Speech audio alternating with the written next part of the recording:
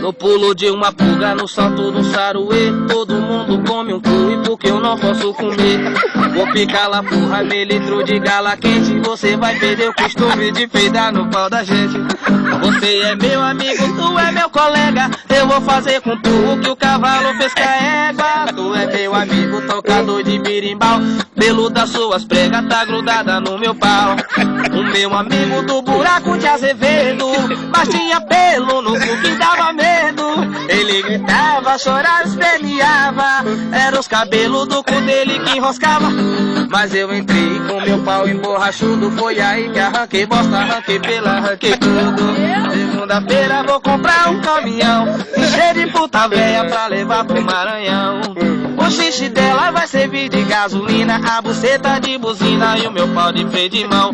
No pulo de uma pulga, no salto de um saruê, todo mundo come um cu e porque eu não posso comer. Eu vou picar lá porra, meio litro de gala quente, você vai perder o costume de peidar no pau da gente. Você é meu amigo, tocador de birimbau, o cabelo das suas pregas tá grudada no meu pau. Você é meu amigo, você é meu colega, eu vou fazer com tu o que o cavalo fez com a égua. O meu amigo do buraco de Azevedo, mas tinha pelo no cu que dava medo. Ele gritava, chorava, esperneava, era os cabelos do cu dele que enroscava. Foi que eu entrei, foi com meu pau emborrachudo, aí arranquei bosta, arranquei pela, arranquei tudo. E aí, vai pros meus amigos aí do grupo aí do WhatsApp, é nóis, malandro!